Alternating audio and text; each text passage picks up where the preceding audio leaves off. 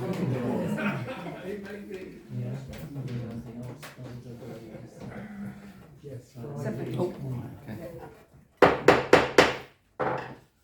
evening, councillors and members of the public. Welcome to Sandwich Town Council ordinary meeting of the council dated Monday the 30th of September 2024. Item number 1 is Chair's opening remarks. The first thing, I've been asked to tell you about something called the Legend of William Wing Farley, which is an immersive promenade ticket piece in Sandwich Guildhall. This is being put on by Sir Roger Manwood's school, and it is on Tuesday the 15th of October, and there are 3 performances: 1845, 1930 and 2015. It's free to attend, but donations to the museum are appreciated. And if you'd like tickets for it, if you see Millie, the museum coordinator, she can arrange access to that. And for those of you that know, this is to do with, there's a very large picture in the museum which actually shows the trial of William Wing Farley. So, and that's in the courtroom downstairs, the photograph. But on the 15th of October, if you'd like to attend, that's that one there. I've got my own mayor's comments here. Item number 1, antisocial behaviour, and this is to do with recent instances of antisocial behaviour. We've had some here in the Guildhall, we've had at the co-op and also at the cinema as well, and it's literally like 3 individual youths, usual thing, hoodies and masks and all sorts of things like that. I've spoken to the police about it and they are following up on it. They've got CCTV images and they know who the perpetrators are, so they're following up on it. We're also pretty sure that they're coming into the town on the train.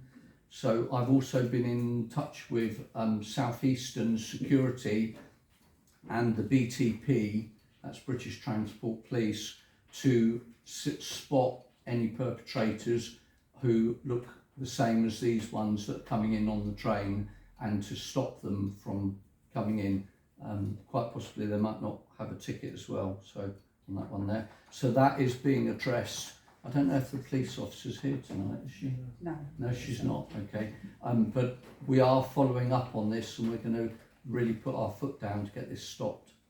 Item number 2, Battle of Britain Sunday was a really great success, and the new rector, Father Sebastian, prepared a really special church service, and then after that we held a very successful reef laying at 12 o'clock at the War Memorial in Market Street.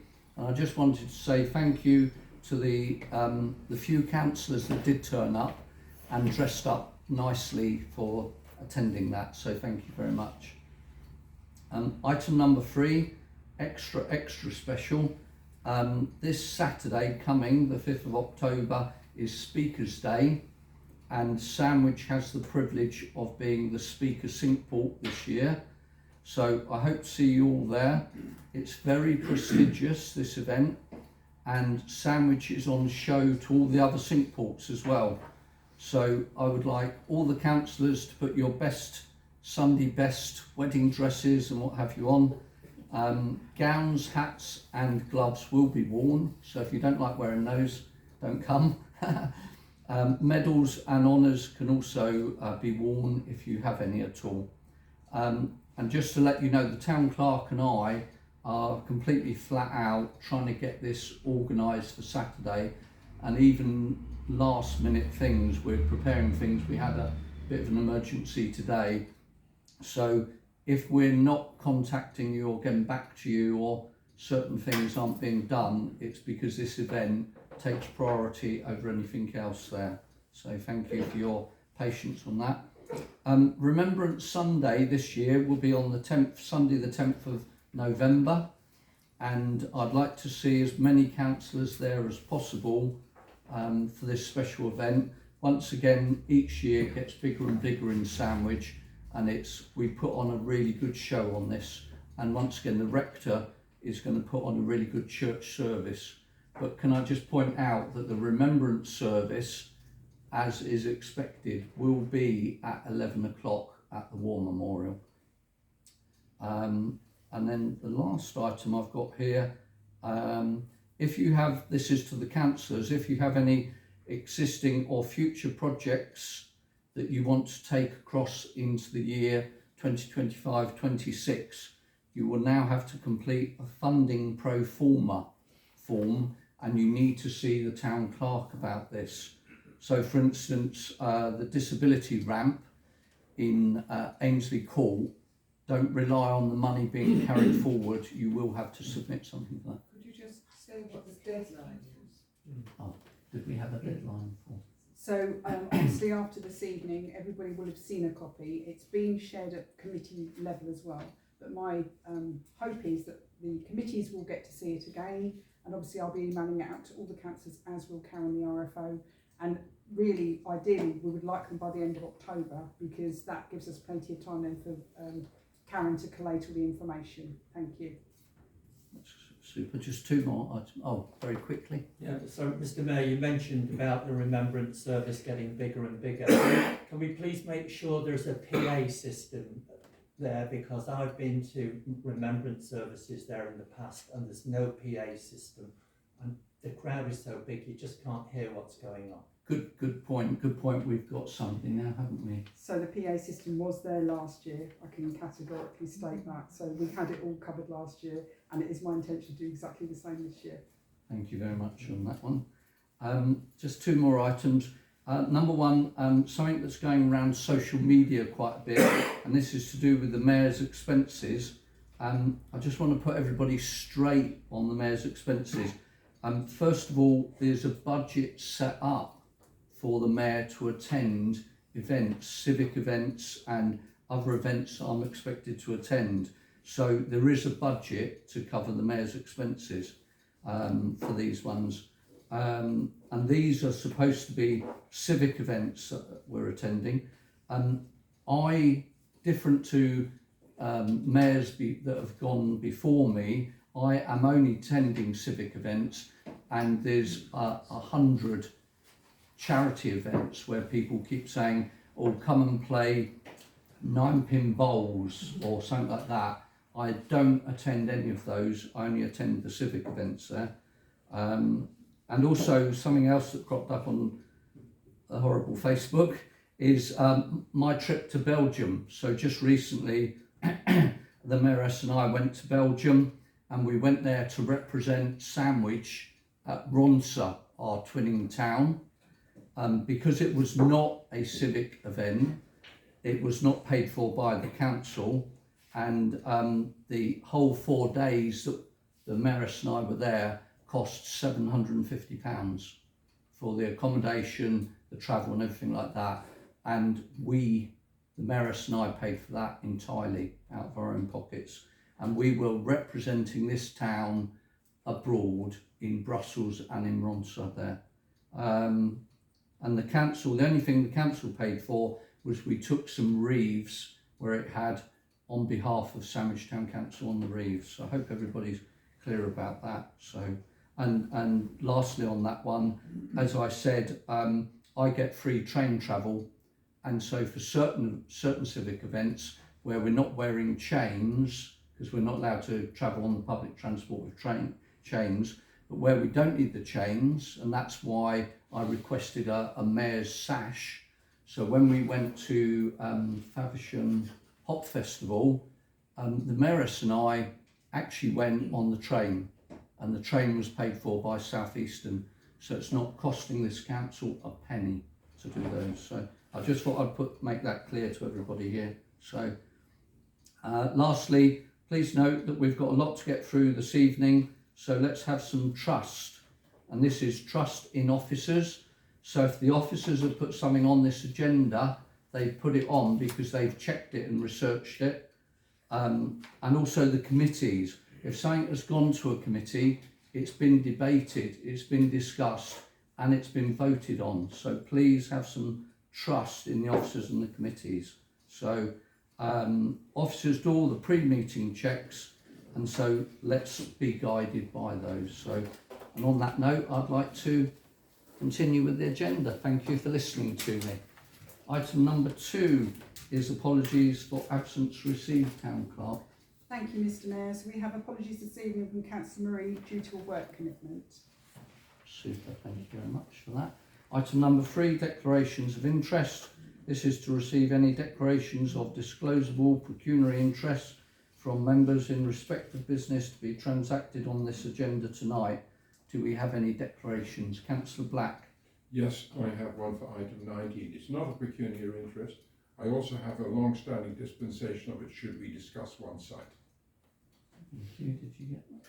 Yeah, that's good. Councillor Gray. I have an interest in item 23 as a trustee of the Sandwich Heritage Harbour Trust, that I have a dispensation from the town clerk to talk about that matter later. Thank you very much. And I have the same dispensation as Councillor Gray. thank you, Councillor Franklin. Sorry, I'll stop trouble for a pen, please. Oh, yeah, sure. Sorry, Mr Mayor, we're on item 22. I just declare an other significant interest should we be talking about anything to do with the security of the property. Indeed, thank you for that. So that's Item Plain Hall, 22. item 22. Councillor Green. Thank you. Super, thank you very much, councillors.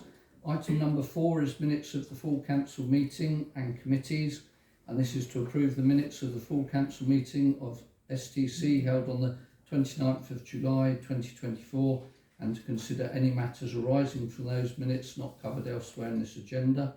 That's attachment 1. To receive the minutes of the planning committee meeting held on the 15th of July 2024 and the 12th of August 2024. That's attachment 2A. To receive the minutes of the Finance and General Purposes Committee meeting held on the 17th of July 2024. That's attachment 3. And to receive the minutes of the Heritage and Townscape Committee meeting held on the 10th of July 2024. That's attachment 4. Unless you have any particular items to raise on those, I will be voting on this en bloc. Oh, yes, Councillor. Yes, just a general point on the STC meeting. I did a quick check before this evening, and before the last meeting we had some 23 open actions. So I'd like to ask that we bring the actions to the next meeting so we can actually go through those. A number of those probably have passed relevance now, so if we want to close those we should do so, but it does feel we've got a number of things that we've previously seen as quite important that we haven't got visibility on at the moment. Okay, thank you very much for that. You okay with that? That's great. Okay, so Sorry, can I make a comment Indeed. on STC 072425, where we talked about the Georgina Maddox bequest update, and it was my recollection of the meeting that the decision was that the working group would roll over to form the new management committee for the charity, and that you, Mr Mayor, would be added to that. The list that's included in the minutes does not include my name, and I was just wondering, asking, was there a reason why that was the case? No, it's not the case. It's a clear admission of mine, so I do apologise for that. Okay. Exactly. super. Was there any other queries on these sets of minutes? If not, I'd like to go to the vote. Could I have a proposer? That's it, Councillor Tuker. And a seconder for the minutes, that's Councillor Ripley. All those in favour of these sets of minutes, please show. Okay. I think that's everybody, that's unanimous. Thank you very much, councillors, that has been passed. Okay, item number 5, payment schedules. To receive and note the payments that have missed the August schedule of payments totalling £40.22, that's attachment 5A, to receive and approve the schedule of payments for mid-August totalling £29,631.90, that's attachment 5B, to receive and approve the schedule of payments for the end of August totalling £1,158.78, that's attachment 5C, to receive and approve the scheduled payment for mid-September totalling £29,373.88, that's attachment 5D, to receive and approve the scheduled payment for the end of September totalling £5,968.25, and that's attachment 5E. I would like to take those on block unless anybody has any questions or queries about those. Does anybody have any questions or queries about any of those? Councillor Wiles? Yeah, the funding for the Speakers' Day catering, do we know how much of that will be reimbursed? Well, I haven't got an exact figure that I can share with you this evening, but there is obviously a cost for everybody that's attending, apart from a few of the Confederation, but everybody else is contributing, including myself. So we're all paying for our meals, and there is a very minor contribution from the council, but we're contributing potentially to probably 90% of the cost. Okay. yeah, it's the majority of it will be reimbursed back to the council on that one. Thank you. Was there any more questions on any of the payment schedules at all? If not, I'd like a proposer for the payment schedules. Thank you, Councillor Wiles, as a proposer, and a seconder for that. That's Councillor Gray. And all those in favour of the payment schedules, please show. Okay, that's unanimous. That's been carried. Thank you very much. Item 5F is the council to confirm nomination of 2 signatories to authorise the end of September payment schedules on bank line. Item 5G, council to confirm nomination of 2 signatories to authorise mid-October payment schedules on bank line. I'm quite happy to put myself forward, but we would need one other of them. Thank you. Just to say that the payments for the end of this month, the 2 people will have to be available tomorrow to do that in the afternoon. It's quite critical. All right, okay. Those, All right. So the one, the first one, you'd need to be available tomorrow to close the account on that one. So, Councillor Franklin, are you putting yourself forward for those? Yeah. Okay then. So that'd be Councillor Franklin and Councillor Carter for both items 5F and 5G. Is everybody happy with that? If so, could I have a proposer? That's it, Councillor Anderson. And could I have a seconder? Councillor Morehouse on that. All those in favour of those 2 proposals? Thank you. Thank you, that's unanimous. That's been breaking the furniture. Won't do. I think you all know who I am, don't you? I don't need to put it back up. So, item number 6, my favourite part, public participation. A 20-minute session is set aside for members of the public to make representations at the meeting in respect of the business on the agenda and other matters if time permits. Individual representation should not exceed 5 minutes. Written notice of the desire to exercise the right to speak, together with the topic to be addressed, must be given to the town clerk prior to noon on the day of the meeting. So do we have any speakers, town clerk? Thank you, Mr. Mayor. Yes, you have 2 this evening. So the first is David Wood, and his subject is going to be the Jubilee Centre. Oh, lovely, that's nice. Oh, Mr. Wood, would you like to come up and join us? Would you like to be on camera or off camera? I'm happy to. I don't mind. Okay, so that's I'd like to okay. address the So council. my That's perfect. Yep. Okay. my camera crew will put you in the right place. So you have 5 minutes to speak on the Jubilee Centre starting now. Thank you very much. Thank you very much. Okay, so good evening, everybody. Thank you for granting me the opportunity to feed back to the council on the work of the Jubilee Centre. Thank you to the town clerk for organising it. Thank you for having me, Mr. Mayor, and it's nice to see your fellow councillors and the residents that are here as well. This occasion has given us the opportunity to feed back to you, but it has also enabled us to reflect on what has been achieved at the Jubilee Centre over the last 18 months. These achievements are considerable. So, some context.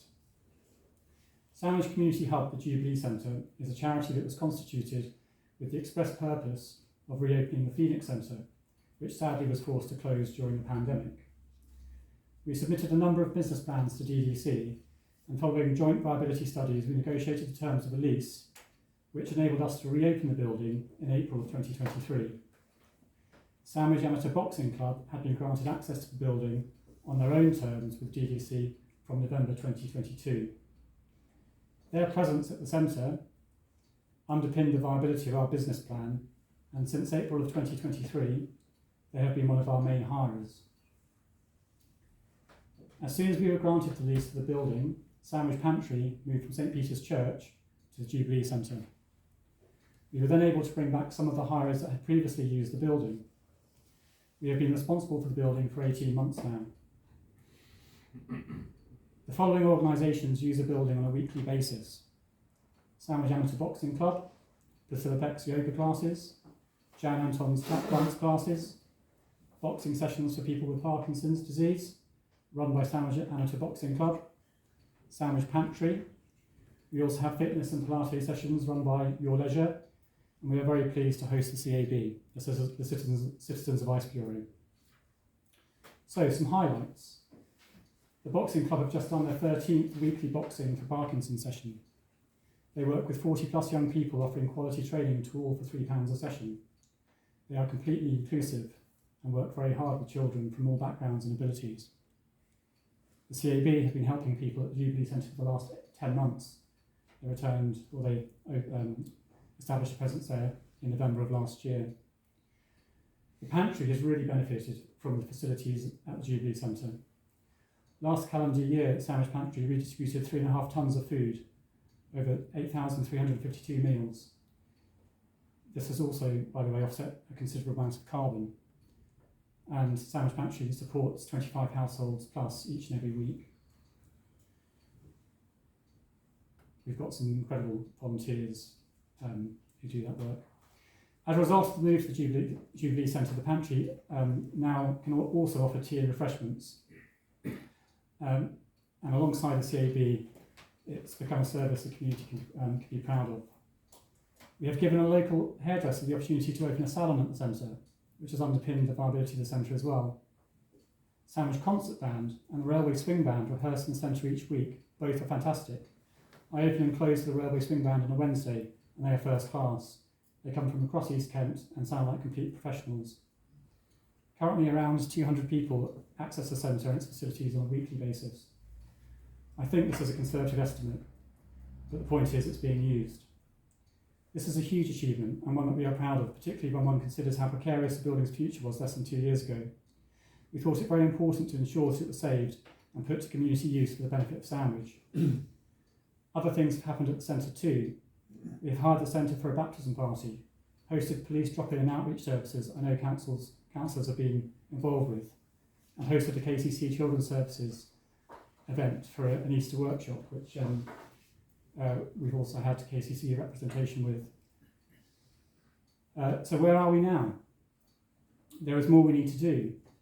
We want to increase the centre's use for events and for organisations to access.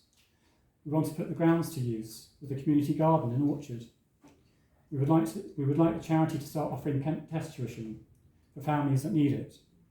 One of the many things we've learned is that these things take time, particularly if you're completely relying on a small team of volunteers, all of whom are very busy and have considerable personal and professional commitments.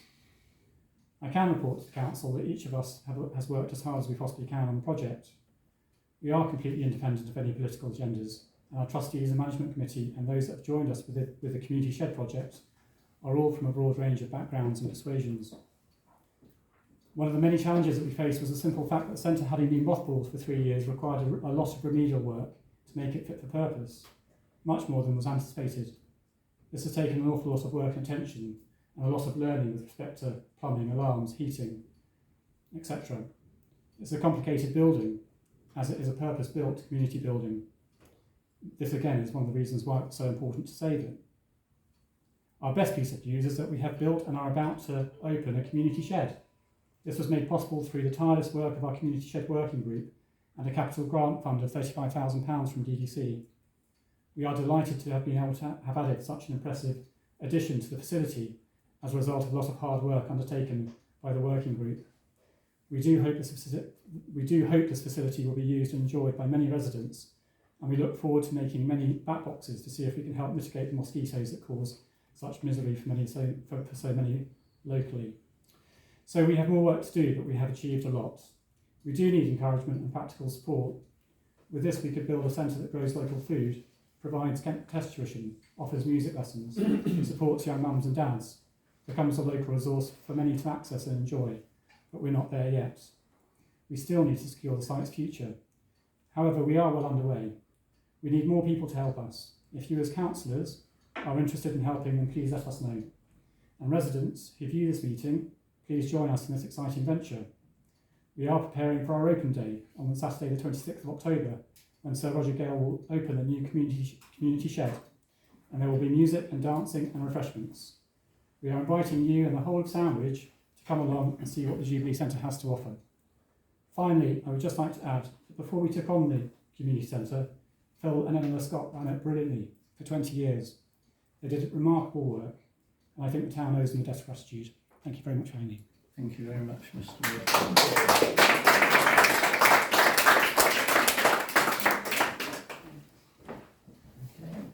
Thank you, Mr. Mayor.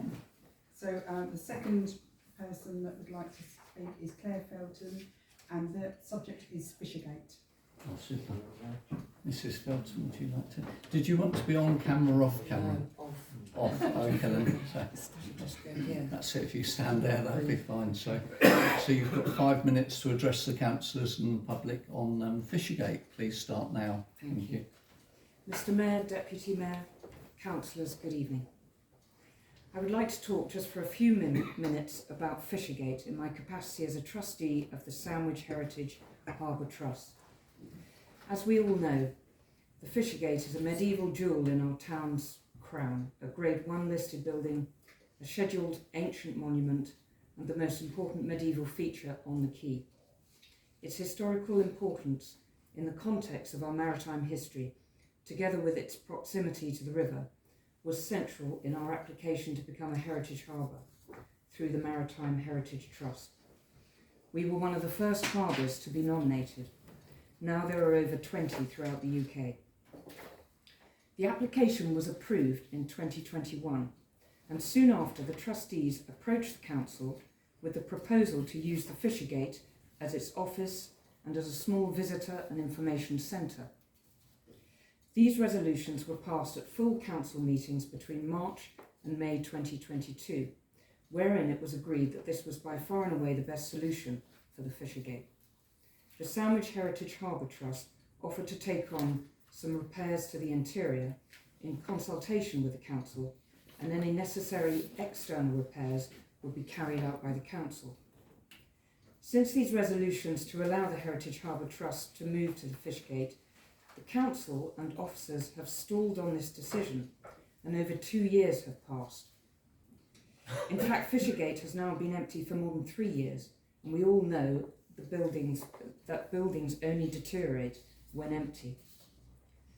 Despite many attempts by the Heritage Harbour Trust to move these resolutions forward, the council and officers have avoided this for reasons unknown. As trustees, we have been patient. We understand that the council's workload was heavy on all fronts, and we have been considerate of this. But more recently, we are completely at a loss as to why there remains a reluctance to act on what the council resolved back in March and April and May 2022. This significant delay has had a severe impact on our work as the Heritage Harbour Trust. We've not been able to apply for grants or carry out our plans for fundraising events, As trustees, we are now very concerned that the lack of action regarding the Fishergate may result in our status as a heritage harbour being rescinded. Nothing has changed as far as the suitability of the Sandwich Heritage Harbour Trust being the best tenant for the Fishergate. Its suitability for any other purpose is extremely limited, and this is blatantly obvious to anyone who's been inside the building. It goes without saying that the Trust has a vested interest to look after the building with competence and a duty of care. The trustees are well aware of the issues regarding listed buildings, as several of us live in listed houses, and we are not deterred by the responsibility that this entails. We are also mindful of the Council's wish to have a sustainable solution to Fishergate. Again, the Heritage Harbour Trust would fit the criteria. Our Heritage Harbour status is a long-term project for the town and for the promotion of our maritime history. It's our aim to create a small maritime museum on the quay, working with the Council and with the Sandwich Museum. As a past councillor of this wonderful town and a former colleague of yours, Mr. Mayor, I know that you and other current and former councillors with a passion for our town's history have been very supportive of the Sandwich Heritage Harbour Trust and its plans with the Fishergate, for which we are extremely grateful. I now urge you and your council to move forward on the resolutions that are already in place and allow us to help look after the Fishergate. Thank you. Thank you very much.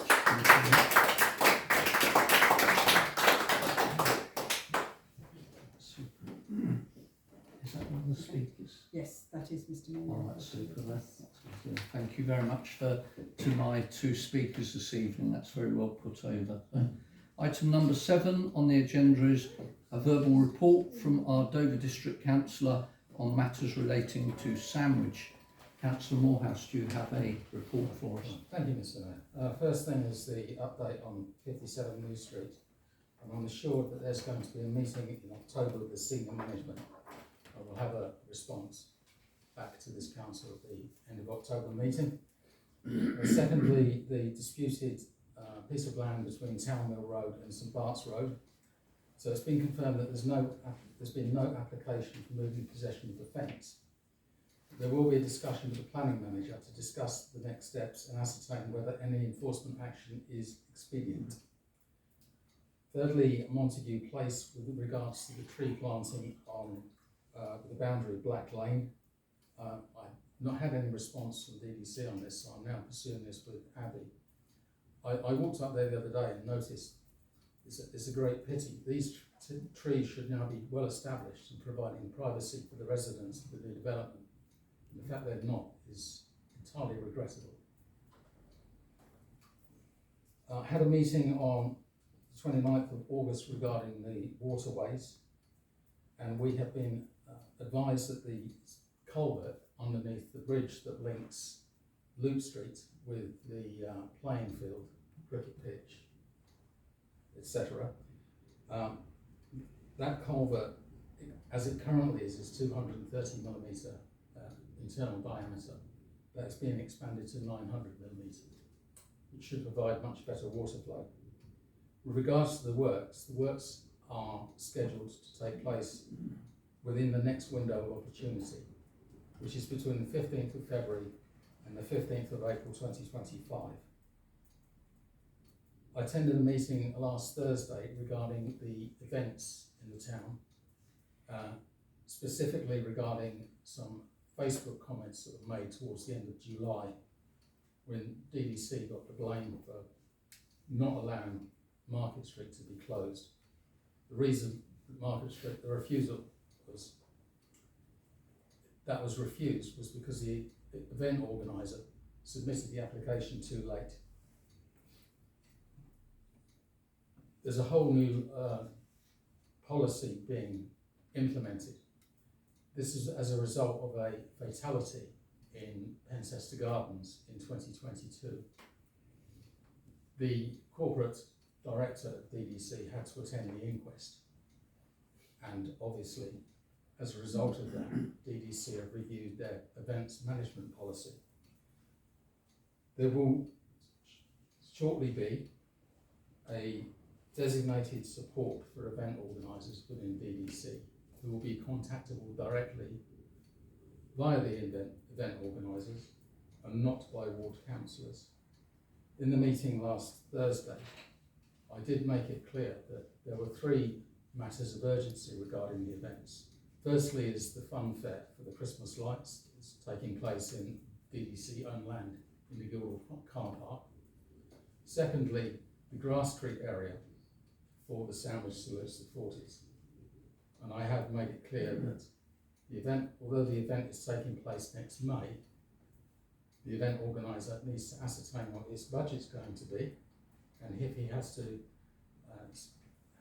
allocate extra funds to compensate for the loss of car parking space, potentially, although I am assured that discretion will be used, and I do appreciate the fact that the events in this town bring a lot of interest, and it would be somewhat negative, well, more than somewhat negative, to do anything that's going to damage the events that we have in this town. And lastly, the weekend event. Again, although this event is held in June, planning has to take place much earlier than it would normally be, because delivering a French market in the UK post-Brexit is very, very difficult. Finally, regards to Boatman's Hill Cemetery, and I have again asked what the purpose of the notice board that has been erected directly in front of land that we own, or a building that we own, sorry. And I've also raised the issue of the lighting, with the dark evenings descending upon us. It becomes more and more expedient that we have that addressed. Thank you very much. Thank you. Councillors, did anybody have any questions for Councillor Morehouse, please? Councillor Wiles? Councillor Morehouse, you mentioned the window of opportunity is in April till May. No, it's from 15th of February. Sorry, February till. 15th What's the water voles. background to that? The water Because of the voles, water voles. yes.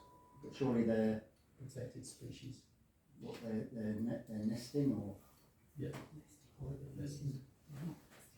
They're not. Councillor Chuka? It's the least active period of the year. There's no guarantees because this has been postponed a number of times. It's just the next window of opportunity to do the work, but it will be very much driven by the environmental experts around undertaking the work itself. So that is the next time. It's twice a year they can actually do the work if there are water voles present, and that is the next opportunity. Could you stand, please, and address Councillor Morehouse? Sorry, Councillor Morehouse. At the last meeting, we talked about the double yellow lines outside the Sandwich Medical Practice, which means that people get ticketed immediately, and you were going to investigate that with That's correct. Dover District Council parking. I will contact BBC again. The parking manager. Were there any other questions for Councillor Morehouse at all? No, I think that's all. Okay. Thank you very much for delivering that report, Councillor Morehouse. Thank you very much on that. So, next item is item 8. We have a verbal report from our Kent County Councillor on matters relating to Sandwich. Councillor Chandler.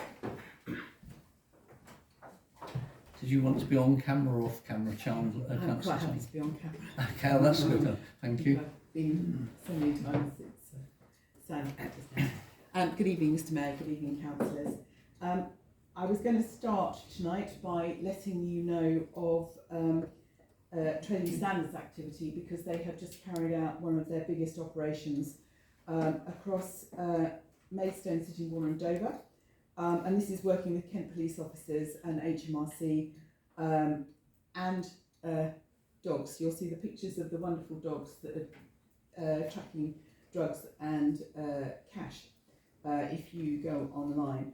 But it was mainly to say that they were targeting illegal vapes, illegal tobacco, and they had huge success, and a huge amount of illegal stock has been found, identified and confiscated. So they do considerable numbers of these particular activities. This one happened to be focused on those three towns, including Dover.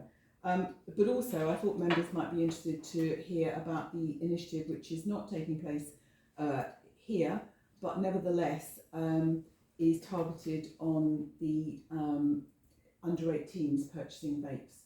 And we all know that a considerable number of the vapes are illegal, and also the damage it can do now to young people who are vaping where they wouldn't necessarily have smoked. So there is a pilot which is going on in Tunbridge Wells, and that will contribute to a national scheme that is happening.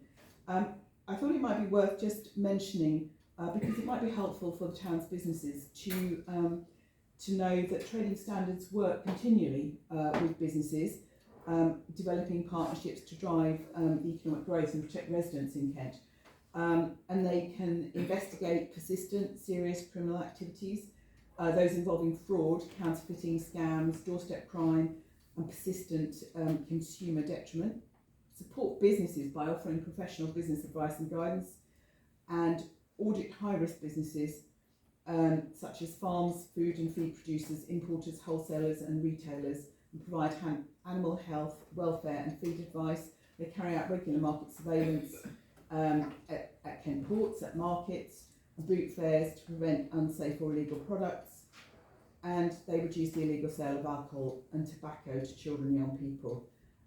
So it's worth knowing all of those things that they do all of the time. So the operations happen every now and then, but those activities trading standards carry out to keep consumers safe and businesses safe all of the time. There is also a trading standards safe traders organisation where you can find traders that have been checked by both trading standards and Kent Police to provide some reassurance.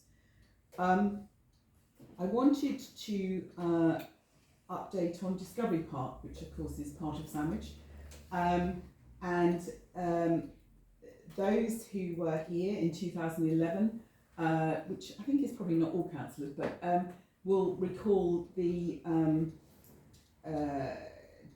dismay, I think, in the town when Pfizer closed its European Research and Development headquarters at Sandwich. And at that time, there was a government-created task force, which was chaired by the then leader of Kent County Council, Paul Carter, and a lot of initiatives were taken forward. The government designated the site as an enterprise zone, which gave business rate reliefs, and it became the most successful enterprise zone in the country. So it seemed a bit like deja vu in November 23, when Pfizer announced proposals to exit remaining pharmaceutical sciences small molecule facilities at Discovery Park. So it put 500 of its employees at risk of redundancy. And the response to that was a new task force, again chaired by the KCC leader Roger Goff, which considered how it could help in partnership with others, and a large-scale programme of measures was put in place, including careers fairs, enabling multiple companies to showcase their businesses, the local universities, that's all three of the universities, Christchurch, University of Kent and the University of Greenwich, offering a specialist programme business advice and support for new business startups. And there is a whole raft of new initiatives, including finance support from Kent County Council for new startup businesses. So a considerable number of those have been very successful. A number of previous employees have launched their own businesses with the support of both KCC and Pfizer's. And the task force will continue, so the work's not quite done yet, and it will meet again later in the autumn. Anybody who wants to read more detail of what's going on there can look at the paper that was at the last on the agenda for the last Growth, Economic Development and Communities Committee meeting at KCC, where there is a very full description of all the work that has gone on, and the support that Discovery Park is receiving from a number of sources, but including KCC. And finally, I wanted to remind the council that we're currently consulting on the full draft of the new local transport plan until the 8th of October. Local Transport Plan 5, which is called Striking the Balance. Specifically because, and I'm sure it hasn't escaped your notice, that under the local road network section, it identifies that Sandwich Bypass is one of those locations where it's identified there needs to be some work. And the strategic aims, it says, is to ensure the junctions along the bypass can accommodate the impact of local development and its effect on growing traffic volumes, and to ensure that the corridor as a whole has sufficient capacity to realise the benefits of any junction upgrades and to provide reliable and safe journeys along its length by meeting the needs of users along the main corridor between Thanet, Dover and Folkestone and Hyde. There's then a description of what needs to happen to enable that. So I wanted to point that out because I'm sure both councillors and local residents may well have views on that particular item, but particularly in the light of the fact that the recalculated housing targets. So the new government has recalculated housing targets for district and borough councils, and the indicative new numbers indicate that Dover District Council have an increased housing target of over 40%. So the increase in their housing target is over 40%. I'm sure you'll be aware that their local plan is due to be completed its processes very shortly. The indication is that will probably need to be reviewed quite rapidly because of that increase of 40% in housing targets. So I just wanted to sort of make sure that council were aware of that potential impact on the network. So thank you, Mr. Mayor. Can I wish you a very good day on Saturday and apologise that I won't be able to join you. I have one of those rare things, a hospital appointment. What a shame, what a shame. Were there any questions for Councillor? Are you okay to take questions, Councillor Chandler? Councillor Chuka? Thank you. The last item was a segue to the issue I wanted to mention, and bringing things back to a local nature. Roadworks, etc. Obviously nobody likes to encounter them. It causes a lot of complaints, but I think we've had a spate of roadworks within the town that have caused a lot of issues for many people. I'm sure I'm not the only one, but I've been contacted many times by residents and businesses regards of disruption this summer. We had on just one day, albeit for a few hours, only one access into the town. The toll bridge was closed, but that in itself, the toll bridge, so all these were important pieces of work and I appreciate that, but none of them were emergencies.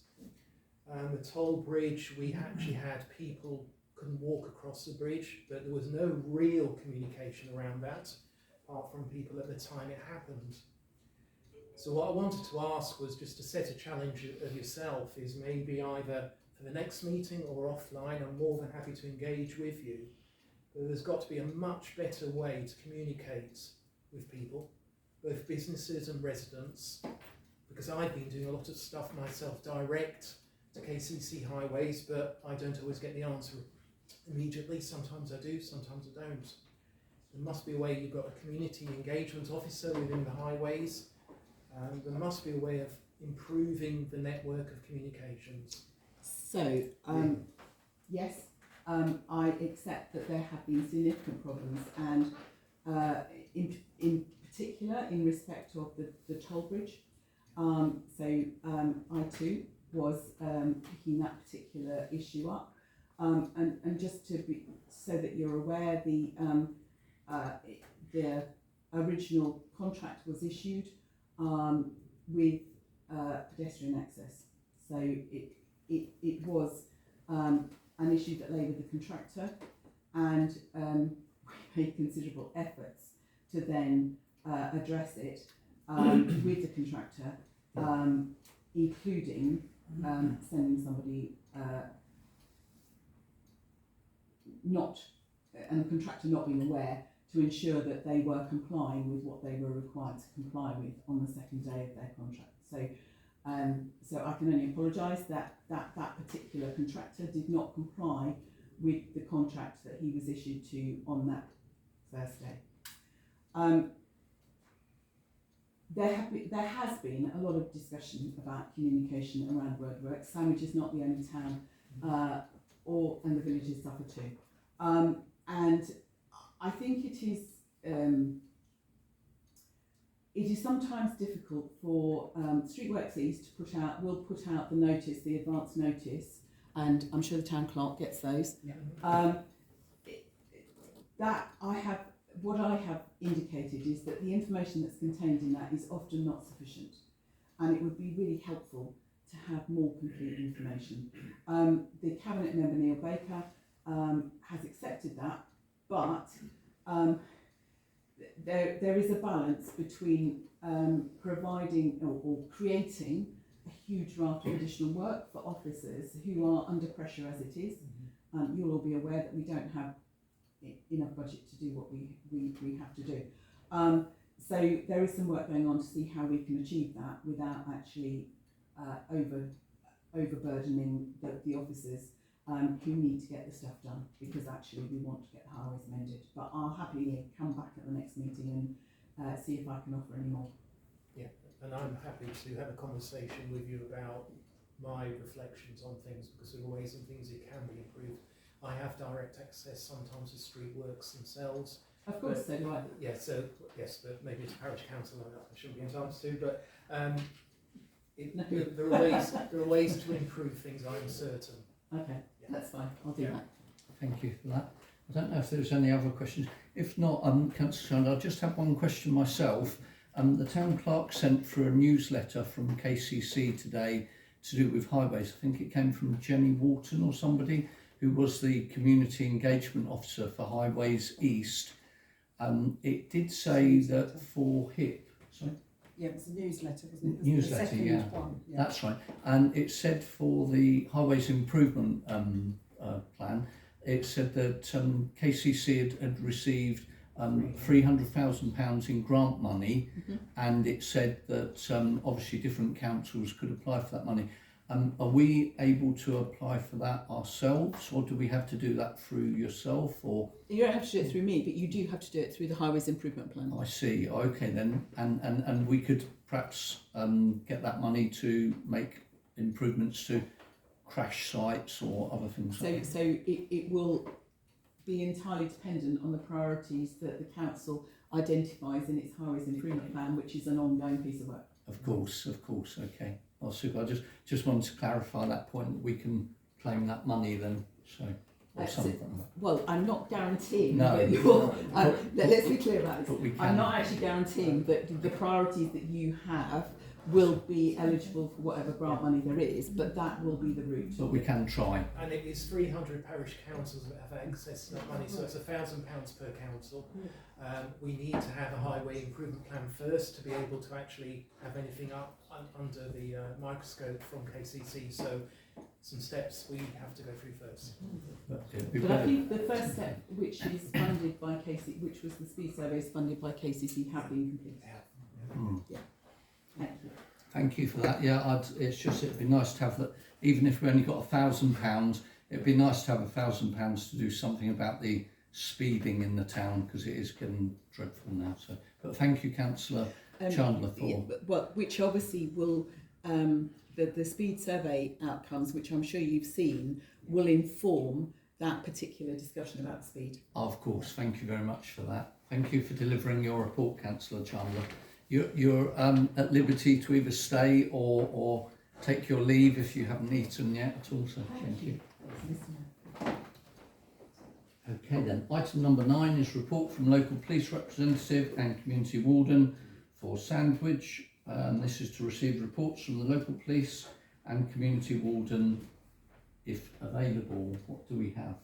No reports, Mr Mayor, but PC Lauren has been in today because obviously the ongoing incident investigation. So she is in contact with the council and she has visited the Guildhall today just to further investigation.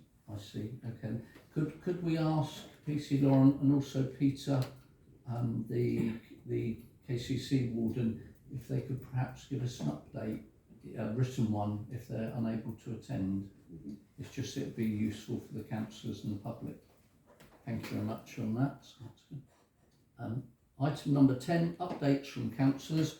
To receive and note verbal updates from councillors on meetings that they have attended as nominated representatives of this council. Do we have any councillors? Councillor Franklin, please stand. Thank you. If you're ready. The Portland Haven Commissioners, with a party from the Environment Agency, went on a river trip last Thursday, the 28th of September, to inspect the growing reed beds that are encroaching on the navigation of the river. Of particular concern is a reed bed in front of Willowbank opposite the town quay. The reed bed obstructs visibility of the toll bridge to visiting vessels and is slowly narrowing the navigation. The inspection ended at the North Polder Sluice, which is the boundary of Portland Haven. The meeting continued here in the council chamber, where scientists from the Environment Agency explained the surveys that are taking place in the river to check the depth and width of the river. He explained that the silting up of the river is a natural phenomenon between a tidal river and a freshwater estuary, and a natural balance will be achieved in 130 years. So we're not worried. Just be a little dribble going down. The old vessels in the Stoddard Cut were also discussed and are being closely monitored. The blitz has started to disintegrate and pieces are being found in the river. That's super. Thank you very much for that, Councillor Franklin. Did anybody have Councillor Black? Yes, thank you. Councillor Mount and I attended the drop-in session that the police had last Friday in the Guildhall. One of the issues, though, and it refers to the use of the Jubilee Centre, we found it very difficult to actually get a night where we could get in there, so we had to move to the Guildhall.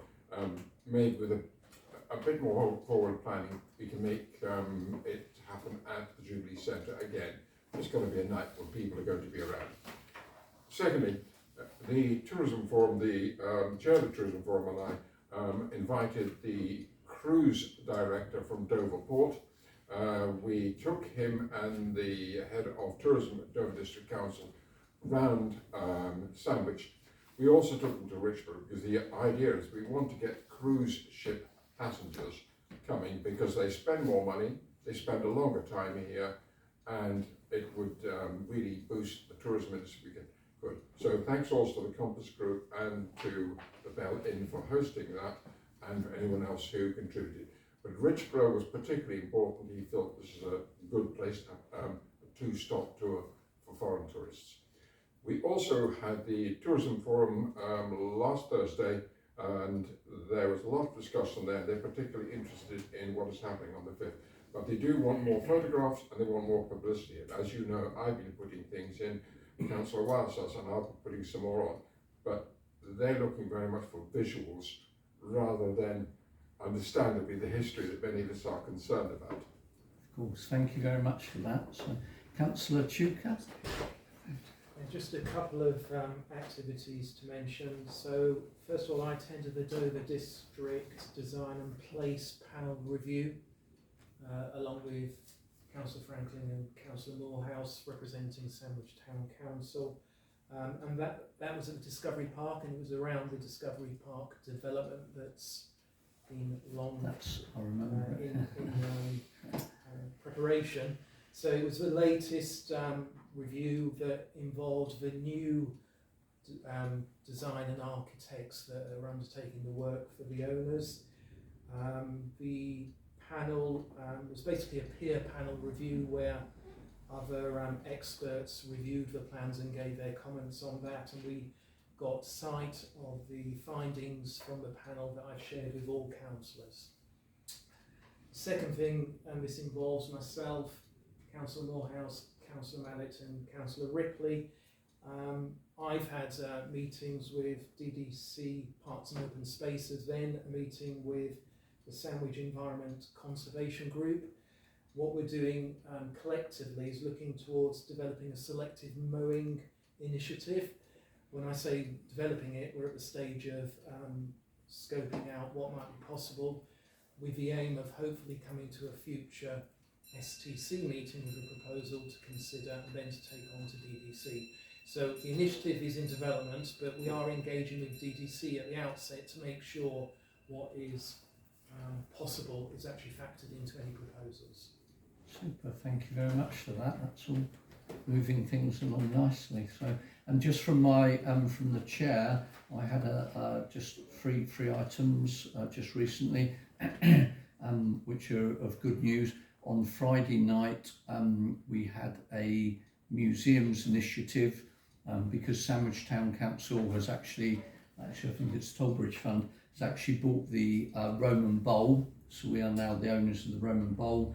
The museum coordinator had an open evening for the Roman Bowl, and there was a competition, an art competition for the Roman Bowl, and myself and the Art Society drew prizes for that. But it was nice to see a number of people there to actually see our new acquisition, which is really good. So that was a major development there for the museum.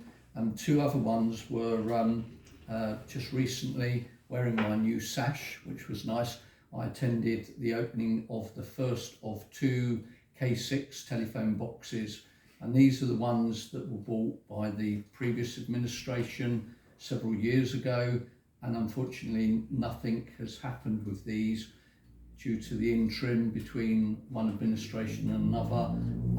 As with a lot of things in this town, they had fallen into a void. Nothing was done with these telephone boxes, and then quite luckily one of our councillors, Councillor Wiles, picked up the bit, and he has completely refurbished one, and the second one is in the process of being refurbished. But these are items that will make our town outstanding and look really good to visitors. And when I go to other towns, if I look around and I see items of street furniture that are decayed or broken or paint flaking off or what have you like that, it puts me off of the town. So that's a good initiative there.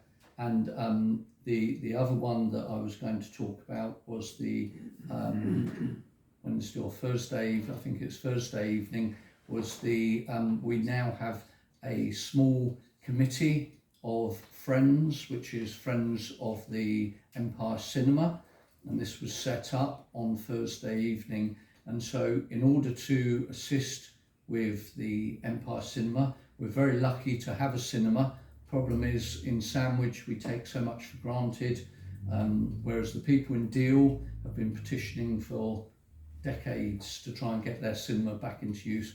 Here in Sandwich we have got a up and running cinema, and if it isn't used we could lose it. So now we do have a Friends Committee which will support and promote the cinema to keep that going, and I think that's integral to this town, because if you don't use the services you'll lose the services.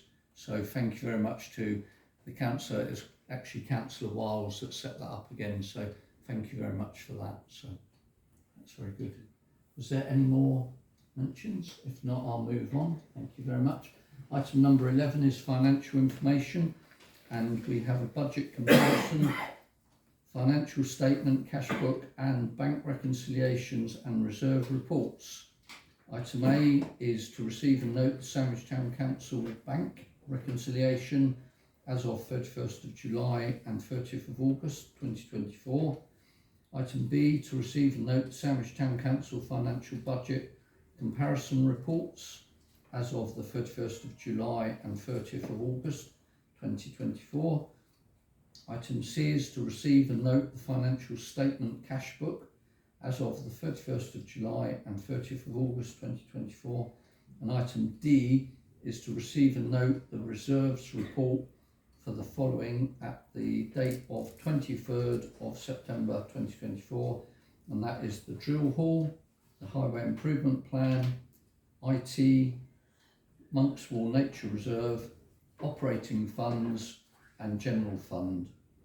So I'd like to take all four of those items en bloc to vote on those, unless there are any particular interests or issues with any of those. Does anybody have any issues with any of those statements, 6A to 6D? If not, I'd like a proposer, Councillor Franklin, and a seconder for those 4 reports, Councillor Morehouse. All those in favour of those reports, 6A to 6D, please show. Okay, that's unanimous, thank you. And that carries item number 11, thank you very much. Item number 12 is the Maddox Fund update, and the Town Clerk is to share a report with details of an update valuation as provided by EFG Harris Allday for the investments. The report contains an update from the executors, Williamson and Barnes, with a request for a decision in relation to shares held by an estate in the South African companies, and this is attachment number 7. Before I hand over to the Town Clerk, I'll do those afterwards, shall I? Okay, yes, that's fine, Mr. Mayor. So I'll hand over to the Town Clerk to bring us up to date on the Maddox Fund. Thank you, Town Clerk. Thank you, Mr. Mayor. So the Town Council has now received confirmation from EFG Harris Allday that the transfers of the shares from the Maddox estate have now been completed to the Town Council discretionary managed account. The account Georgina Maddox Fund has an up-to-date valuation report shared by EFG Harris Allday, and that's attached for you, Appendix 7A. The Council are advised by EFG Harris Allday that it would be prudent before any changes are made to the investments to arrange a meeting with the Council to discuss the portfolio and the future plans for the funds. I have managed to provisionally schedule a pre-meeting on the 28th of October, which would be conducted online. So I just would really like the opportunity for members to consider that, to agree that this evening. In addition, the Council has received further correspondence from the executors Williamson and Barnes for the Maddox estate. They are continuing their work on the accounting and tax affairs of the estate and have shared a form HM Revenue and Customs Statement of Income from Estates. This is attached for you at Appendix 7B to the report. During the administration of the estate, income arising from assets belonging to the estate is subject to income tax in the executor's hands. The statement shows the income element of the estate attributable to STC's inheritance for the period up to the 5th of April 2023. The estate's tax return for the period ending the 5th of April 2024 has been submitted by the executor, and on receipt of the HMRC confirmation of tax position for the period, a similar statement will be forwarded for the tax year 2023-2024. In the letter from the executors dated the 25th of March, it was confirmed that the executors transferred ownership of a further tranche of stocks and shares to STC by way of a further interim distribution. Therefore, dividend income relating to the allocation of investments has continued to be paid to the executors. This income does not belong to the estate, so must not be included in the estate's tax returns or reflected in forms R185, estate income, issued to the beneficiaries to the estate, and that's shown at Appendix 7B. The executors have calculated the sum due to STC in respect of this period to the 3rd of May 2024 at £35,156.03. There are 2 statements that have been shared to show how the sum was calculated, and these can be found as Appendix 7C. Now that the stocks and shares are transferred to STC into the new account, the executor will be able to work out the final sum due to the council. As we know, Miss Georgina Maddox owns some investments in the USA, and the processes are still ongoing in the USA. It is not expected to receive the clearance required from the US Inland Revenue Service until at least July 2025.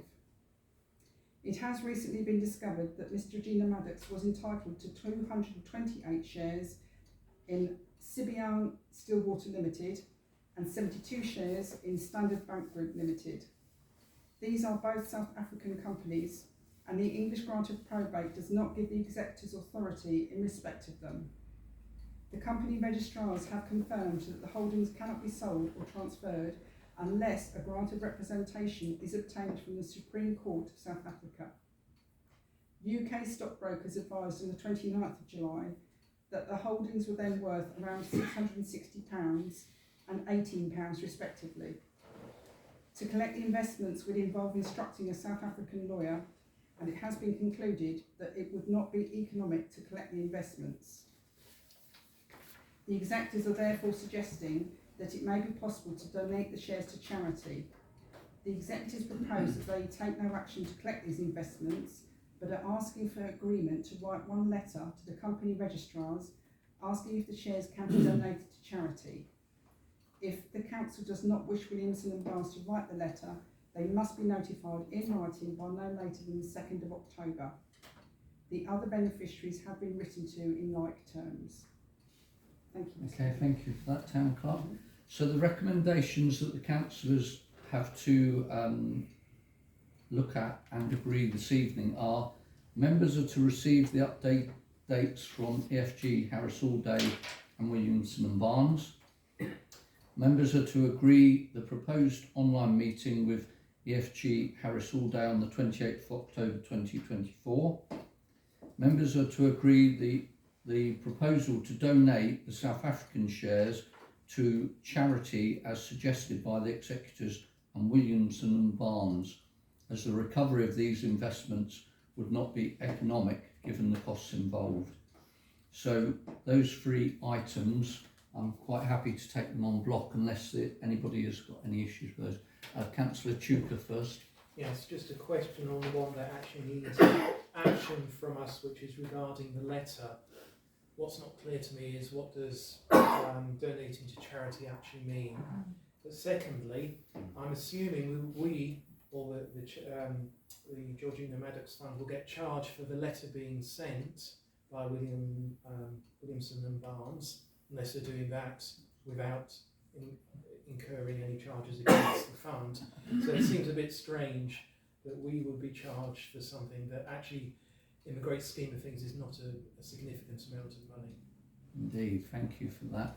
Did you want to reply to any of those, Town Clerk? Well, sadly, as I've only just been posed the questions this evening, I won't have an opportunity to give you an answer this evening. And obviously, we are on a very tight deadline. If they don't hear from the council by the 2nd of October, then they will be writing the letter. So I think with those questions and queries, you're going to have to make that decision with the information you have in front of me. I'm sorry. Yeah, and there will be obviously a charge from the solicitors from Williamson and Barnes, but sometimes this has cropped up before when I believe a member of the council undertook some liability online and the council had to pay to clear that. So, Councillor Anderson. Yes, well, just following up Councillor Schubert's point, I mean, we're told donate to charity. I would be generally in favour of this. It doesn't seem to me that these sums are large enough to warrant any other active action. However, are we talking a South African charity or a UK-based charity? Yeah. What the problem is we can't get the money out of the country. Okay, so it's a so it'd have to be to a South African charity. So well, I would say something like Oxfam would probably be appropriate. Indeed. Councillor Wiles. I mean, another alternative is to do nothing, because these are owned by her estate.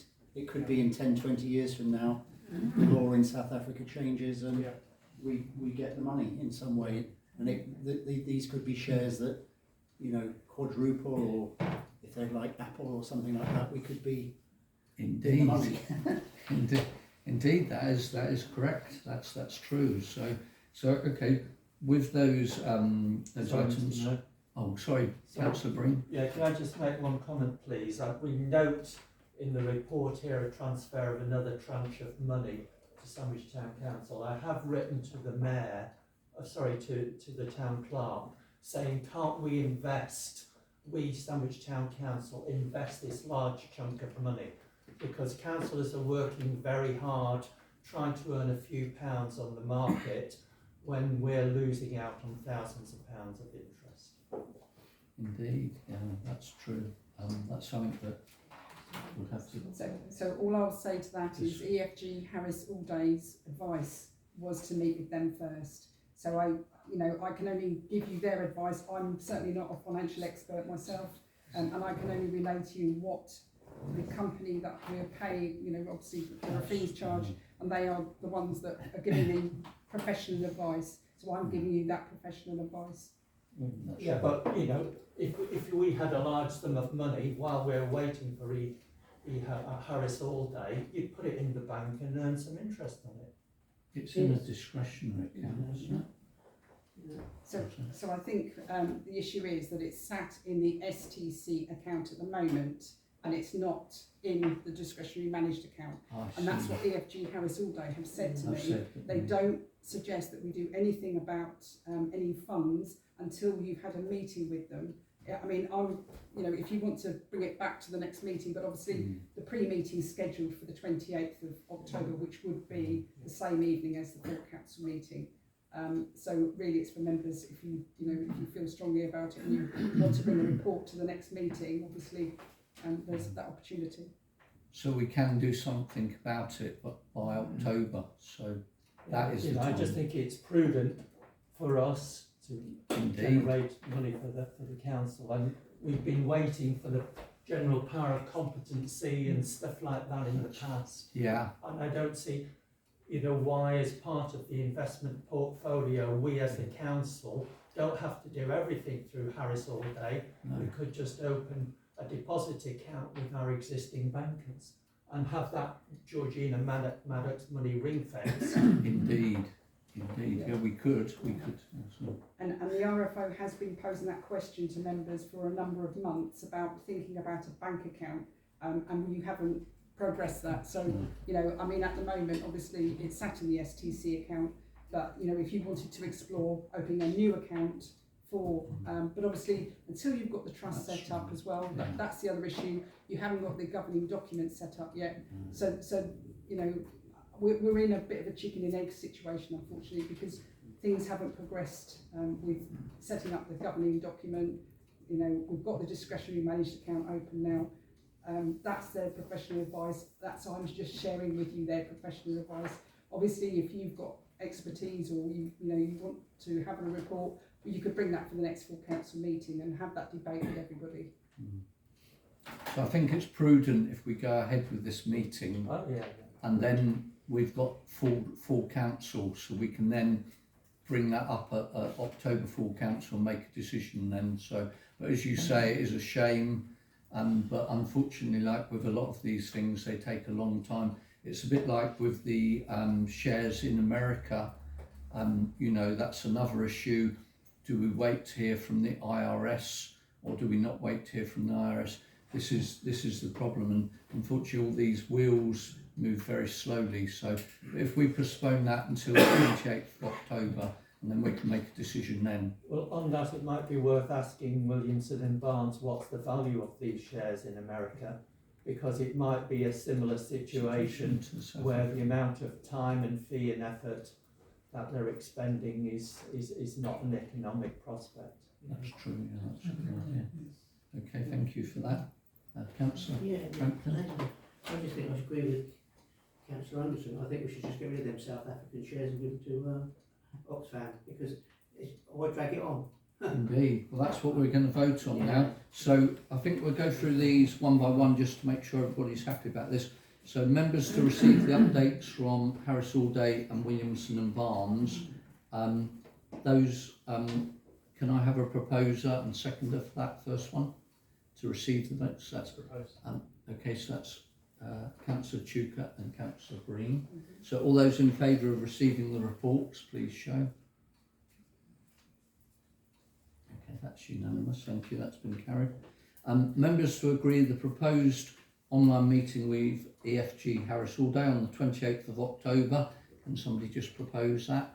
Councillor Green and Councillor Black. All those in favour of the meeting on the 28th? That's been carried. And then lastly, members to agree to the proposal to donate to the South African shares to charity as suggested by the executors Williams and Barnes due to the recovery being not economic. So could I have a proposer and a seconder for that to go ahead? It's a recommendation to donate them to, say, Oxfam charity. Or a I similar use charity in I, South I, Africa. I would not support Oxfam. It should be a local South African charity. Yes. Oxfam is international. Yes. Okay, I agree. It should be local, a local charity with a similar a mission. local to South us. African charity. A local South African charity, yeah. Perhaps the children would be nice. So those in, could I have a proposer for undertaking this, the donation of these shares? So once they're gone, they're gone, and a seconder for that. So could I have a brave proposer? Councillor Anderson's proposing. Could I have a seconder? Councillor Ripley there. And all those in favour of donating the shares to charity?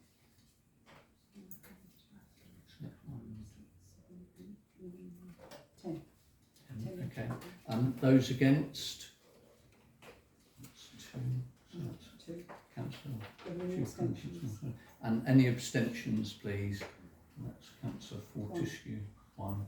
So that is actually carried now. So that's all those recommendations done. Thank you very much for your wisdom on those.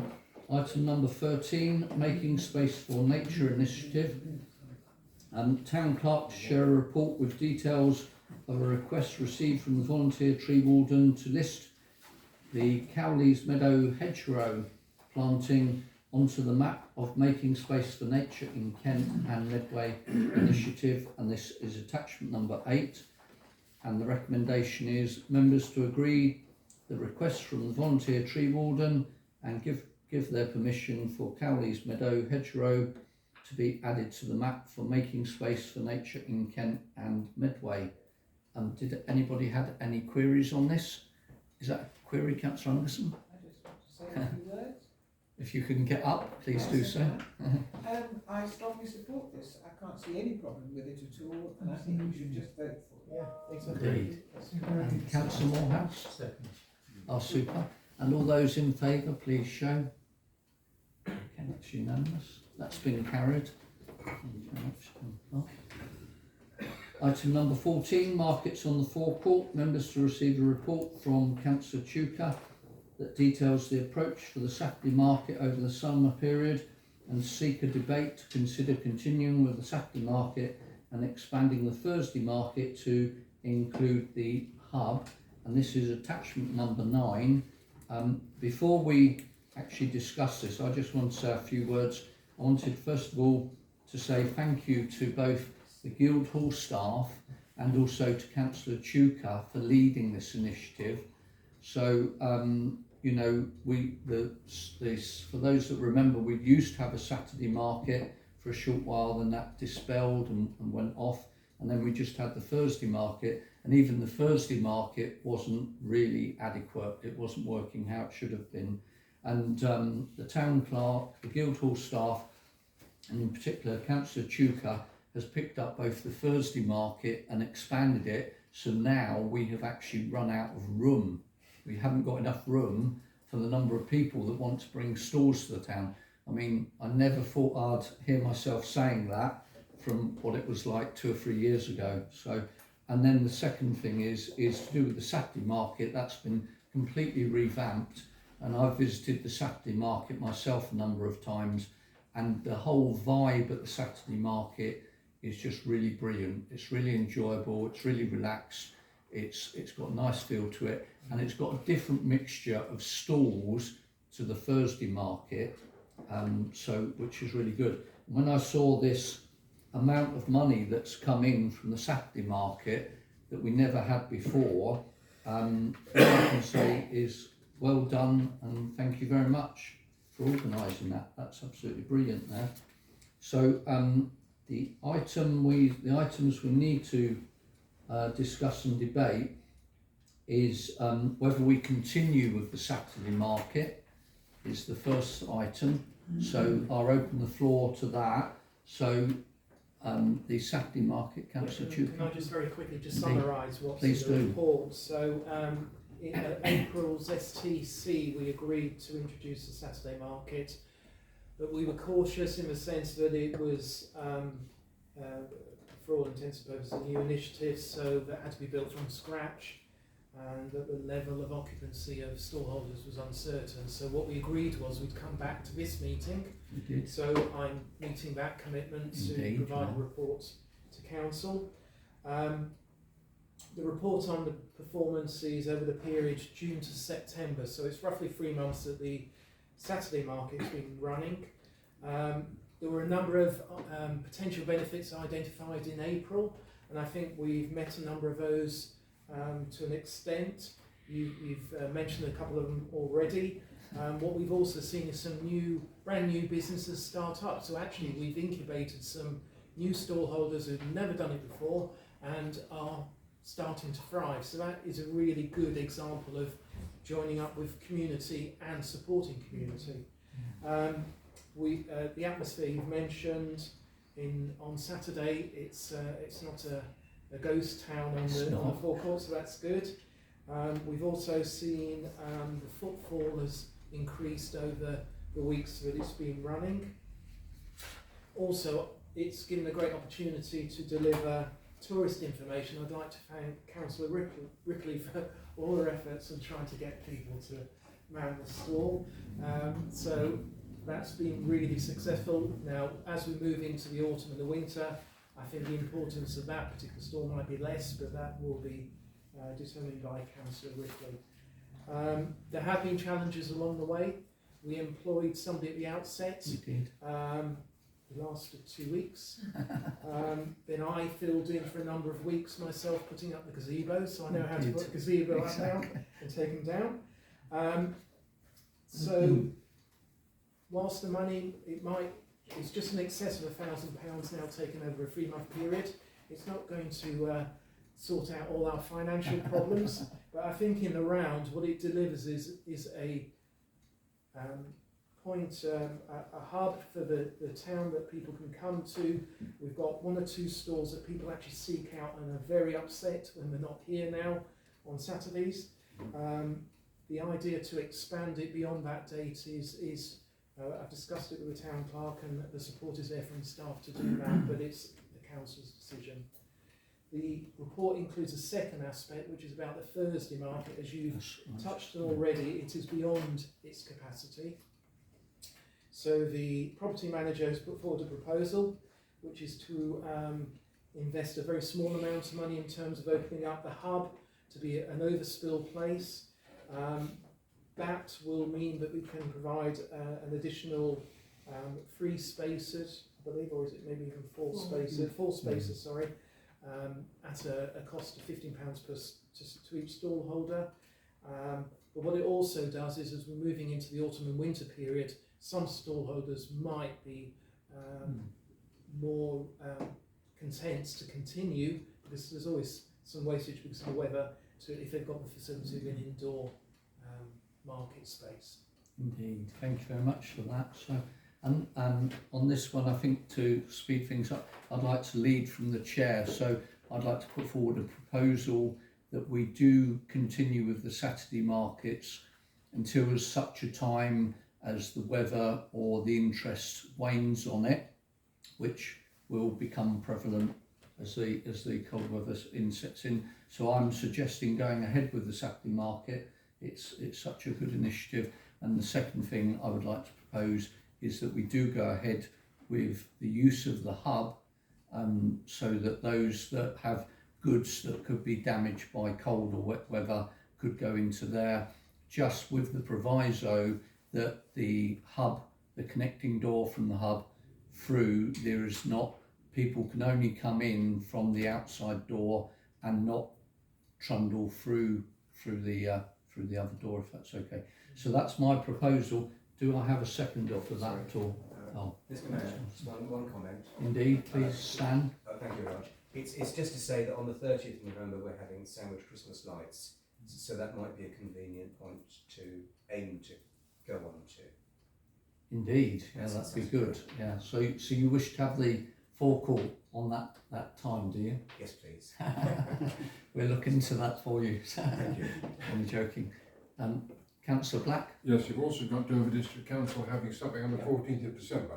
So you're going to Indeed. use that Saturday as well? Indeed, yes. So those I'm obviously, sceptical about Saturdays. obviously, well, that was always the proviso. I think Councillor Chuka would back me up on this, but the proviso for the Saturday market was if an event was booked, then the event would get priority, and the Saturday market would be postponed. So, and just in response, I think the one challenge is about the breaking continuity due to events. But it is what it is, and Exactly. the income that we get from events usually is far outweighs what the market earns on that day. So I think it stays open-ended. I don't think we set a date in the future, but we review it as it goes on, we'll review it with input from the town clerk and her staff regards its viability. Indeed.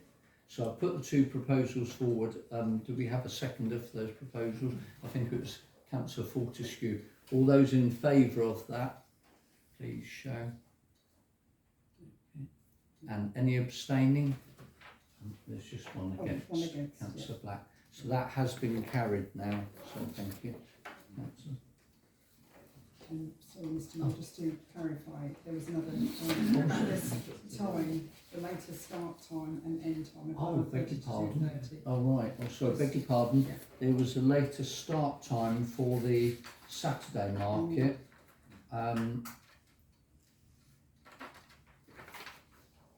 Yeah, last page. Yeah, there. 9:30 to 2:30. Oh, so we've got 9:30 to 2:30. Is everybody happy with the start date, 9:30 to 2:30? Yeah. Please show, yeah. Okay, yeah, that's an agreement. Item number 15, public convenience winter opening hours. Town clerk to share a report to seek a decision on the autumn and winter opening hours for the public conveniences at the cattle market and on Sandwich Quay. Sorry, Mr. Mayor, in the interest of time, I suggest we go straight to a vote. Okay, yeah, so that's a good idea. So are you proposing that... Yes, I need to go. On the recommendations... I'm prepared for it. Recommendations 1st of October to 31st of March with reduced opening hours from 9 to 5, 7 days a week, and 26th of October opening hours of 9 a.m. to 4 p.m. and the public convenience are closed on the 25th and 26th of December. So this is as in attachment 10. Councillor Breen. And the 1st of January 2020. Oh, sorry, and the 1st of January, of course, 2025. Councillor Breen is proposing. Could I have a seconder? Councillor Wiles. Sorry, could we make an exception for any events? Christmas lights, for example. So yeah, I think we do normally liaise with the event organiser and do factor in, but obviously it is the winter and you know we wouldn't be opening until 10 o'clock in the evening, for example, but I know that the Christmas lights doesn't tend to finish that late. Tony is very, very good. She is, yeah. Yeah, no, we factor that in, thank you, Councillor. So we factor that in. So I've got a proposer, Councillor Wiles seconding. All those in favour, please show. That's unanimous, that's been carried. Thank you.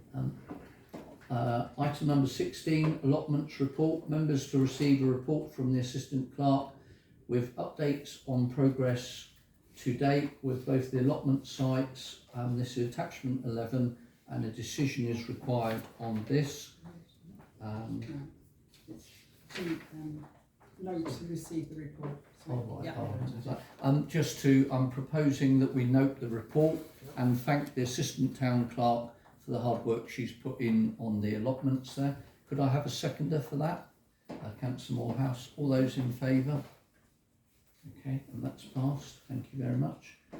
Item number 17, fundraising account and Mayor's Fund.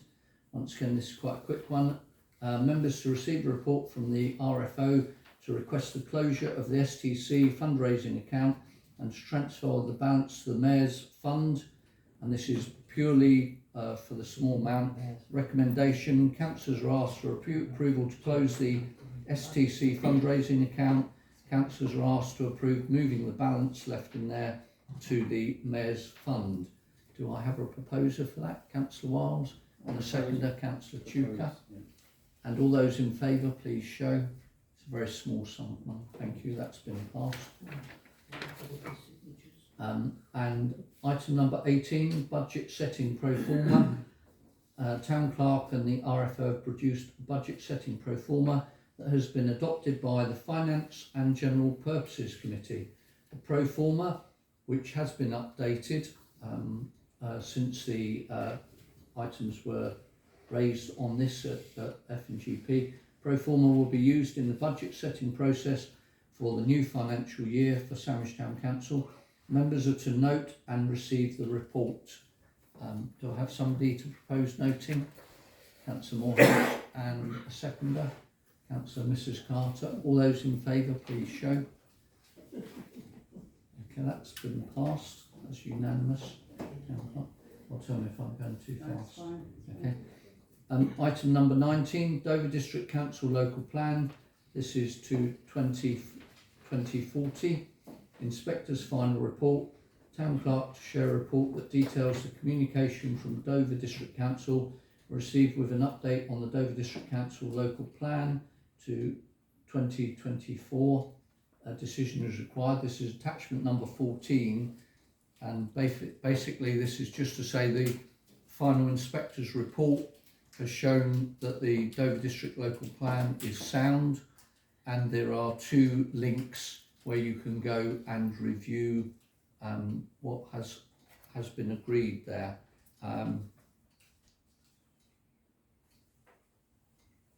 This will be going to full council at Dover District Council on the 16th of October to be voted on, following on from its appearance at the DDC Cabinet meeting on the 7th of October. Members are to receive and note the report. Councillor Chuka and Councillor Franklin seconding.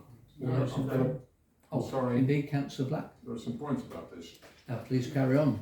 Yeah, it's extremely disappointing that we have now been lumbered with rising from 227 houses to 282 in Sandwich. And now we've just heard from Councillor Chandler that there's going to be 40% on top of that.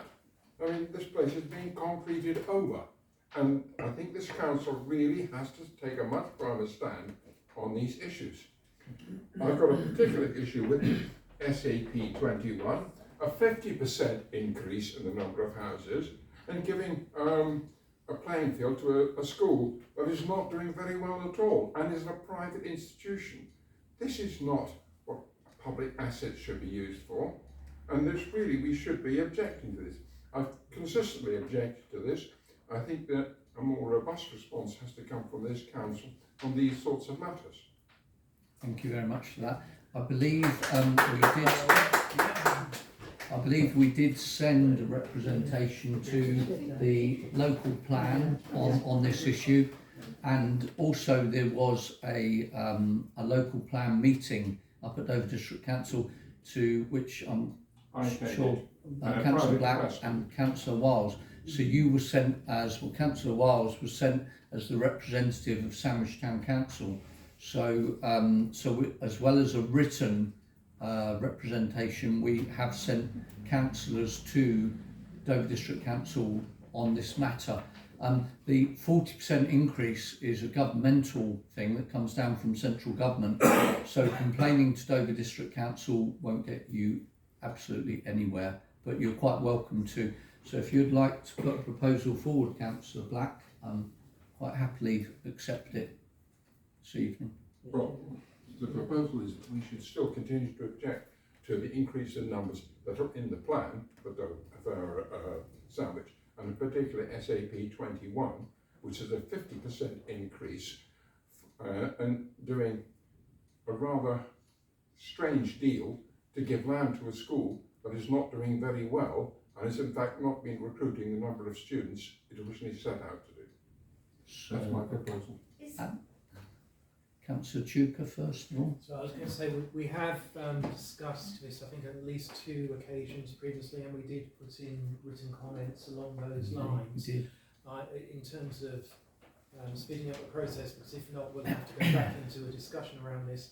If the previous comments that were submitted were looked at again, And if Councillor Black was willing to submit that on behalf of the council, I'd be happy to propose that, as long as it doesn't veer outside the comments that we've previously submitted. Indeed. In terms of the That's what I'm content. looking for. Indeed. So yeah, so that is, these are the factors, because when I was the lead councillor on behalf of the local plan after Joe Trussler passed away, I took it on and I fought all the numbers for all of the sites in Sandwich, all the LA sites, to make sure they were reduced and that they were suitable for Sandwich. So, and obviously I've handed that on. I'm not too sure who's the local plan lead officer now in the council, but we do have a lead officer on the local plan. We also have here tonight Councillor Morehouse, who is dedicated, very dedicated to Sandwich and any building or development in Sandwich, to represent Sandwich's needs at Dover District Council. That's what we elected him here for. But if Councillor Chuka, if Councillor Black wishes to accept Councillor Chuka's proposal, then we can vote on that tonight. I'd like to see the final version, but in principle I'm not opposed to that suggestion. Okay then, that's right, that's great. Can I ask So, a question? It's really quick. Is SAP 21 the same SAP 21 where they took the swimming pool? Yes, exactly the same. And it's still going on? Yes. yeah. Planned on, regardless. Yeah. So, okay. So the two things we've got to vote on here. One is we've got to vote on receiving the report from the town clerk, which is notifying us of the conclusion of the consultation for the Dover District Local Plan. Remember, this goes to 2040, so we're stuck with it until 2040. And the second thing is the proposal from Councillor Chuka that Councillor Black will take this on, having seen the previous recommendations sent forward to DDC. So, are you proposing this, Councillor Chuka? Yes, so I submitted the comments on behalf of the council last time, and I shared those with councillors in terms of what I had submitted, so they are available.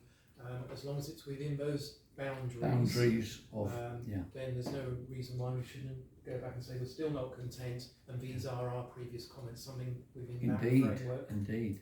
It's not going to full council until the 16th of October, so quite possibly you could sway the full council. So on this, but yeah, so that's democracy for you. You see this? That's the thing with the council.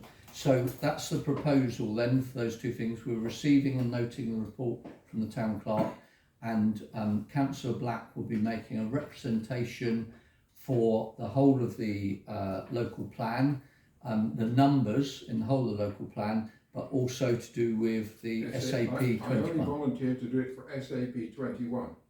Oh, you're only doing it for SAP 21? I'm only doing it for SAP 21. Right. Sorry, that's a different ball game. If you want me to comment on everything else, as nobody else has objected, that's a different ball game. I'm happy to modify my proposal that it should be just for SAP 21, because we have made numbers of representations for the other SAPs previously. So. Okay then. Okay, so this is just for SAP 21 that Councillor Black is going to make representations on behalf of Sandwich Town Council, in line with what was sent through from Councillor Tudor. So, are you seconding this? Sorry, just to clarify, he's going to contact DDC or the local plan inspector to repeat what we said in the process. It would have to be DDC, because my understanding is the local plan inspector has finalised his reports, and I've received a letter from the admin support from them to that effect. Yeah. I mean, my issue is this is a quasi-judicial process which is now completed. I don't think you can, shut the door after the horse has bolted. We've reached the end of the line, surely. But within the document that we've had, there is opportunity to make further comments, and they're invited. So until the 16th of October, there's nothing stopping us from sending it out to the district. So those are the two proposals. I believe Councillor Chuka's proposing it. Seconder would be Councillor Morehouse. All those in favour, please show. And those abstaining, please show. 4 abstaining. Okay, so that has actually been carried. Thank you for that conversation. Okay, item number 20, Annual Governance and Accountability Return Conclusion 2023-24. Members to receive and note the audited Annual Governance and Accountability Return for 2023-24 and the External Audit Report which has been received from the External Auditors for this Mazars LLP. Members are to receive the report and note the report. This is attachment number 15.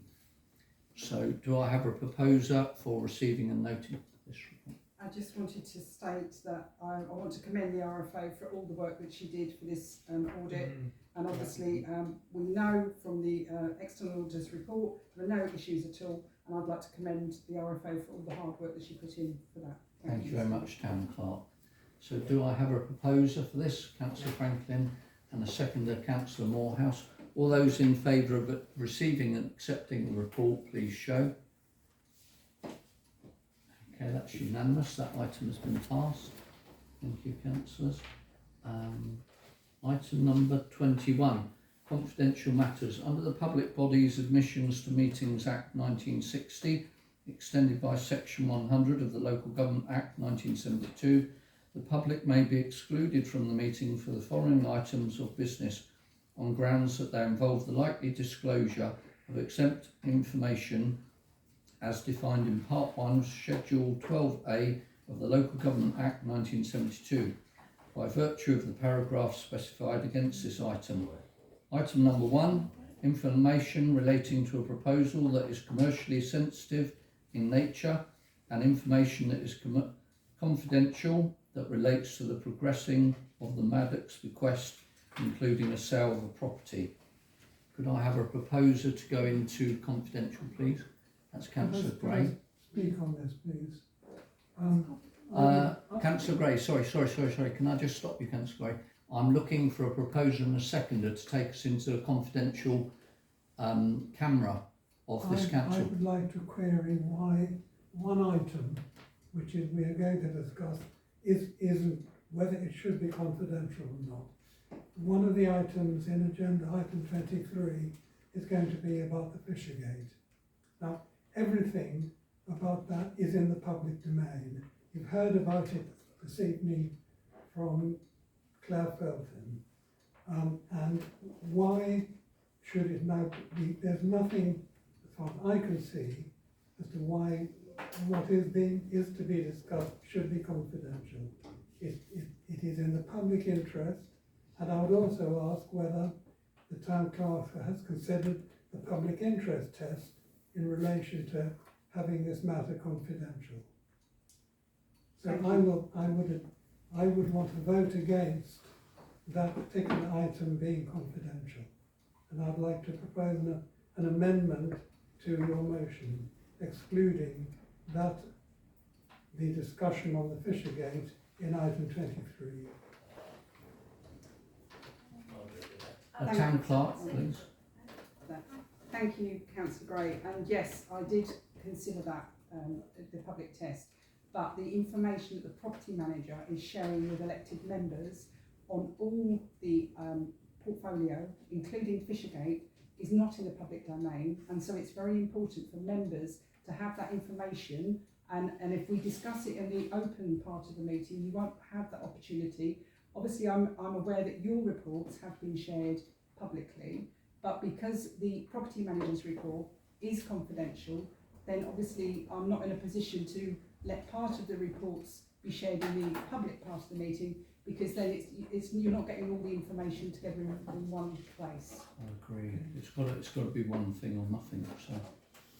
So do I have a proposer for going into confidential, please? That's Councillor Chuka, and a seconder for going into confidential, Councillor Mrs. Carter. And all those in favour of going into confidential, please show.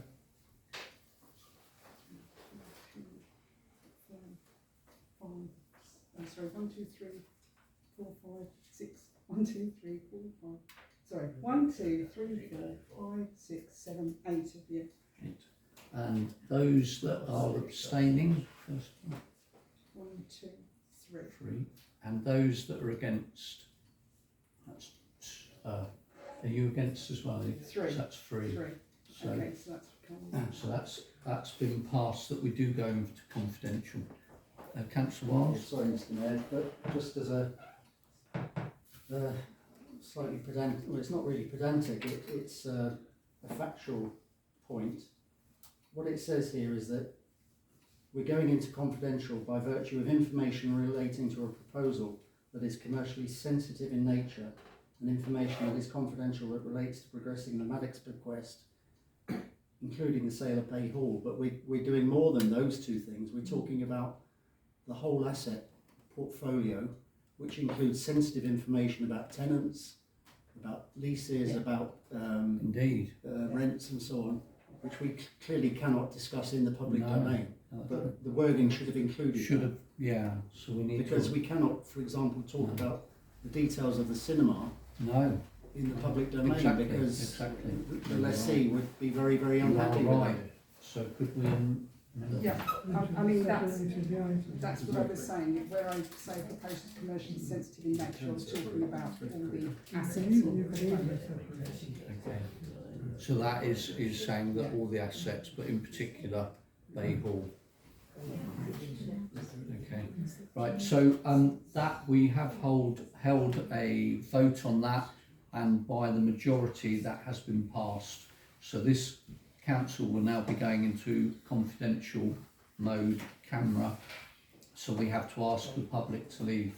Thank you for attending tonight. Just got to object to that, no point. I'll go. Outrageous.